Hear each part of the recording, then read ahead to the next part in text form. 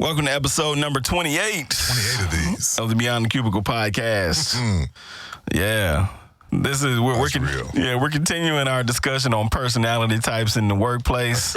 We talked about the zoo, which is kind of like the pen, going and dealing with your coworkers every day. And this episode and the next episode, we're going to be talking about the different personality types of your bosses. Right. Who sit on the throne. Right. Not that little room down the hall, but Yes, the one in the office. The one in the office. All right. But you know how we do. Check the intro.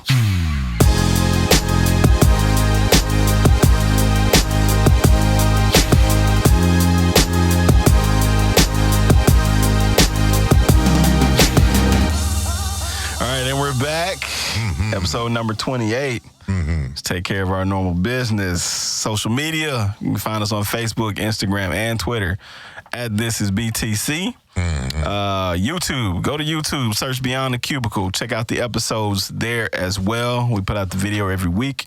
No video this week because we had some technical difficulties, but we will be back with you next week. Apple Podcast listeners, if you're listening on Apple Podcasts, do us a huge favor. Please. We need you to go rate us 5 stars, leave a good review. It helps other people find us on the platform. Today's topic, we always said, personality types of the bosses. Oh. You ready for this one, man? Yeah. Man, you know what? When people, let's just get this out of the way. When people say they hate their job, They hate the people. It's the people. It's the people. And a lot of times it's the boss. Or maybe they don't necessarily hate the people there. Maybe the social environment is just not working for them. Yeah. And they're not satisfied with the type of work they're doing. It could be that. Yeah. Stagnant. Stagnant is real. Because if the social environment is cool, it doesn't matter what you're doing. Stagnant. People go to work and do boring, mundane stuff as long as the people they work with are cool. That's true. Stagnant is a real thing. So jump into this one for me real quick then. Okay. Why is it important that we understand our boss's personality? Can I start with a story? Yep. Okay. Years ago, I went to study under a man by the name of Harvey Coleman. Harvey, if you're out there listening, you are the man. He opened my eyes up. He was the OG of my life. And he had spent time being executive at all these corporations. So he brings a bunch of us into town. And the title of the course, if I can remember back then, might have been Cross-Cultural Interaction. When I say brilliant man, I can't come up with enough good stuff to say about this gentleman. Just the perfect dress, the perfect demeanor, the perfect communication skills. Just, he was it. He was my idol. So you can tell how much I thought he was. So he gets a bunch of us in the room, and we're looking around the room, and there's a couple of ex-pro football players and a couple of Harvard MBA grads and a couple of whatever. And they were so tough. I'm saying, how did I get in this room? I don't know how this was. But so he says, gentlemen, he said, what is your purpose at work? What is your purpose? Now, he's wearing a 3-piece suit, perfectly. He's a quintessential executive, right? Right. He goes, what is your purpose at work? And so we said, well, to bring new ideas, when you're trying to come up with some. He said, no, very kindly, no. Somebody came up, well, to bring a diverse view to the organization. He said, no. So by then, we're grasping the straws. You get a room full of people grasping the straws. They come up, they go from the ridiculous to the sublime, just lunatics. This stuck with me, and it changed my life. And if everybody gets this, it'll change your life. You may not like it. He says, gentlemen, there's only guys in the room, you have one job, and that is to make your boss look good. Wow.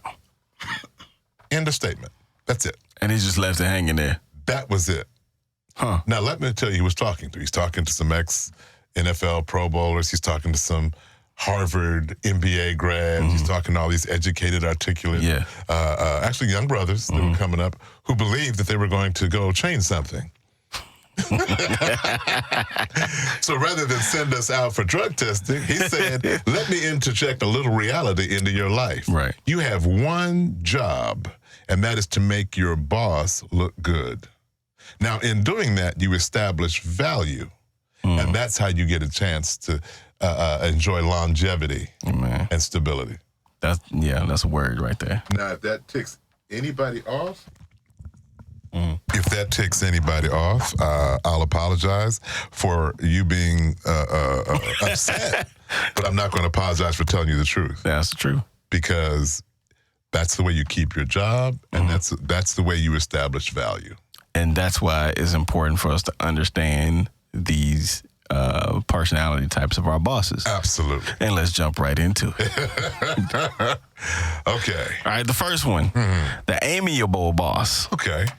This is the boss that likes to connect on a personal level. Oh. They like to get to know their employees and their direct reports. Right. They like to spend time with them. Who are you? Yeah, Hey, how are the kids? Really, tell me a story. Yeah. You got a newborn? How's he doing? Yeah. Is he sleeping at night?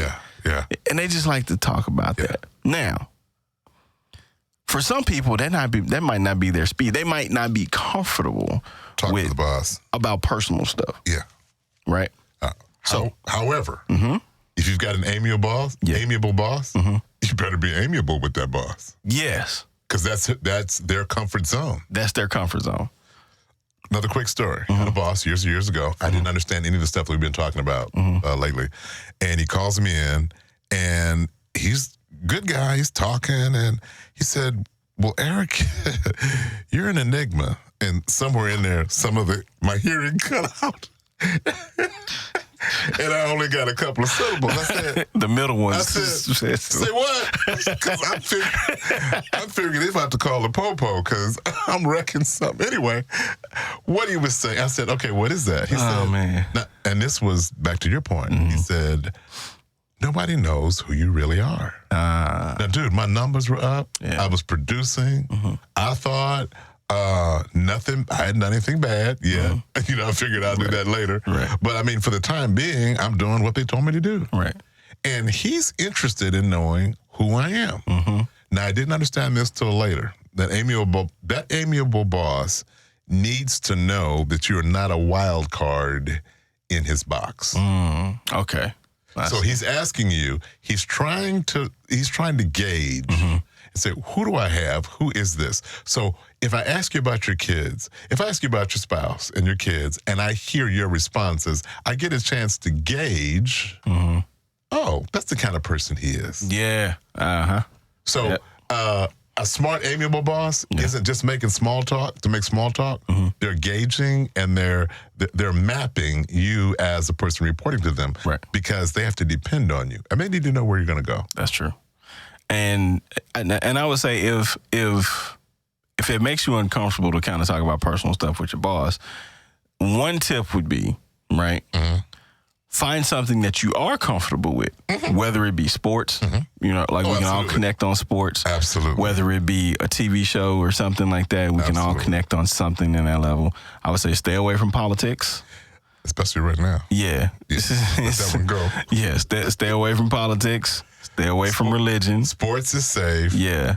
General things about families are safe. General things about families are safe. Weather is safe. Yeah. Politics is nuts. No. Politics, religion, and sex are the three things we tell managers don't talk about at work. Yeah, just stay away from it. They're too hot. And people are their belief systems are so strong that if you're not on the same page as them, you've actually kind of set up some wedge. Right. And you don't need it. Right. And right now we're not in our tolerant period of people that have different ideas. So stay away from those topics and you're good. Right. And for those of us who are comfortable with just kind of connecting on a personal level, like we know how to get up to the line of where our comfort level is, right? Our comfort zone. And, with that, it's just, that boss, for them to feel good about you and working with you, they need to know more about you. They need to connect with you on that level. Absolutely. All right. The next one, the follow-through boss. This boss is a stickler for the rules. They don't like to deviate from the processes too much. Makes them a bit uncomfortable. Yeah. Now, the reason why people are stickler for rules, and I got this from somebody, there is a certain security with some people with routine. Absolutely. And if you know what's coming, we're good. Now, those of us that work a little outside the rules, we run them crazy. Absolutely. So I'll put it like this. If you know that you're not a stickler for the rules for that boss, you will have to follow the processes and the guidelines that are laid down in order for that boss to be okay with you. I struggle with that. I'm not even going to lie. Yep. I struggle with it. It's hard. Yeah. And I think the way that I've kind of gotten around it in my career to this point, because I've only had maybe 2 bosses like that. Yeah. The way I've gotten around it is, just like you said, perfect. I follow the rules to the T the first time. Yep. Okay. And You fight it out. No, I don't even find it out. I give them a little nugget of like how we can possibly do it a different way. Okay. Right? Okay. Wow. You So sell it. Yeah. So 5% may be I'm trying to put my idea in here. Yeah, good move. And then 95% I'm going to follow the way you want to do it. Yeah, good move. Yeah. And then especially when it gets to the point where it's not working or it's not efficient or it's taking a little bit of time, maybe it's a project or something, right? Yeah. Then I'm pushing a little bit more. We can still do this, but if we tweak this part of it, it could Good move. do it. You know what I'm saying? Good move. Good move. And so there's a value to understanding the process. Yes. Always. Yes. I'm a big fan of that statement. In order to break the rules, you got to know the rules. Right. Absolutely. And so when you have someone like that, I would go into the personal side of it too. I'm always about trying to find the human connection. I'm always asking myself, okay, why is that person such a stickler for the rules? It probably has nothing to do with work. Yes. This is where they can exact a good enough a bit of control over not even you, but their day-to-day process. Absolutely. They can control that piece of them. Now it ain't got nothing to do with you. It's not personal. Right. It's not personal. Yep, because they follow rules. Right. Absolutely. And so that keeps them sane. Absolutely. And so if you have that type of boss, then try to connect with them on a personal level. Right. 2, understand the processes and things and why they're such a stickler. Get their input on why this process has to be followed this way. Yep. Okay? Yep. And then slowly start to introduce some of your ideas into the process. Help them understand why that rule might need to be adjusted for greater good of the organization. Absolutely. Good move, man. That's nice. Hey, man. That's nice. That's nice. That's the way to do it. Yeah. All right. That's the way to do it. The next one, I kind of like this one, is the quick start boss. Okay. This boss, they don't really like details that much. Not early on in the process. Okay. They're like, oh, I got an idea. Okay. We're going to do this, and this. Tell you what, we're going to start on this tomorrow. When there may be an opportunity to slow down. Yeah. Let's kind of flesh out a little bit more. Yeah. Right? Yep. And to make sure we're not going down the wrong path. Nope, that's not the quick start boss. A lot of bosses are action first. Right. All right. And, we're down here and have spent a little time in the oil and gas industry. Yep. A couple of my buddies who are rig pros, they said the scariest words, the scariest phrase they have ever heard when they're out in the oil patch under dangerous machinery. Let's get her done. That means he's going to grab whatever is close. He's going to yank and pull on something. He's going to bring a ton of pipe smacking you upside your head. So there are so many people that are ready, fire, aim. And now I've got to look at why they're that way. Are they trying to prove something? Are they trying to impress somebody? Because the quick start boss usually is doing that. I'm looking for a quick result. Yeah. Back to your thing you said on the last one. You need to find out why. Right. Now, there is a balance, and I'll take this outside of career to life for a quick second. Just in life, you have people, we have a friend, like he's an idea generator, and the minute he has an idea, he's gone. Yep. The details come later, and he'll figure it out, right? But he's gone. The other side of it is someone like myself and yourself where we're like, okay, cool, or what's step 1, 2, 3, 4, 5? Yep. The balance to me comes in people like us who are more step 1, 2, 3, 4, 5, 6, right? And we want to go through all of them before we start. Is the quick start can pull us up, and then we can pull them down to the middle, right? Absolutely. So I would say if you have a quick start boss, right, and that's their personality, okay, and now if you yourself are a quick start, boy, that's a wonderful combination of just get stuff done and figure out the details later. But if you're one that kind of understands, like, okay, we need to slow it down a notch, right, then you're going to have to step outside of your comfort zone a little bit and then, again, create the relationship. So then you can then try to get them to back down from theirs a little bit, and the two of you can work and meet in the middle, and then projects don't end up being haphazard. So there's a theme that we've seen through these.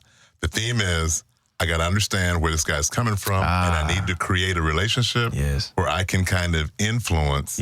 They can trust me and value me, but I can kind of influence the way that goes. Excellent point. Excellent pickup. I like that. Awesome thing. Yeah, excellent pickup.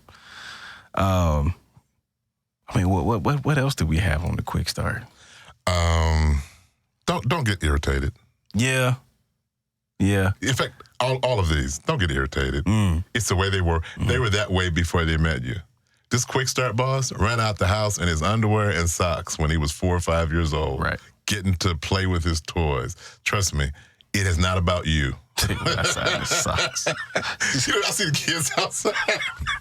Boy, get back in here before I beat you to death. Outside. That's hilarious. It started. Well, okay, the screaming, yelling boss? Yeah. He was a 4-year-old in the floor of the toy store. True. Screaming and yelling. And his mama didn't beat him to death. Yeah, this is true. We got time out. Yeah. Which was called coma. Yeah. We did get time. This guy been yelling and screaming his whole life, and now he's in charge of a division. Yeah. And he yells and screams. Yeah. I wish his mama would have beat him. Yeah. But she didn't, so we stuck. All right. The next boss, right, which is the antithesis or the counter to the quick start. Which is the analytic. Okay. Analysis paralysis. Okay. He's afraid of making a mistake. Yeah. They need hardcore facts before they get going. Absolutely. They need more and more research. Right. They need numbers to support everything before we get started. Right. And once you give them the facts, don't let anybody else go into their office. Yeah. Because new facts will start the research all over again. I have a confession. Okay. Are you an analytical, bro? I am probably 75% in analytical. Okay? Yeah. 75%. Yeah. That's it. Yeah. And hold it. We got another member of our crew that remained nameless because I know him very well. He's the analytical. And when he finally decides he's going to do something. Yeah, he did. Yes, it's done. But he'll look at it 7 different ways. 45 different ways. It's all good, man. But the analytical. So here's how you handle the analytical real quick. Same thing, patience. Patience, give them data. Give them tons of data to the point where they're just like, okay, I'm good. Right. And then you can run. Now, hold it. I also limit the amount of data I give them. Yes. I say, Mr. Analytical, Ms. Analytical, you want some ice cream? I got vanilla, chocolate, and strawberry. I do not say welcome to Baskin Robbins in 31 flavors. That's it. So I do this. I do the pairing down on the front end, and limit the things they got to analyze. That's it. All right. Boston number 2 coming up next time. Boss Part 2 coming up next time. Watch the Throne. This has been episode number 28 of the Beyond the Cubicle podcast. I'm Brian Montgomery. This is Eric Kelly. Peace.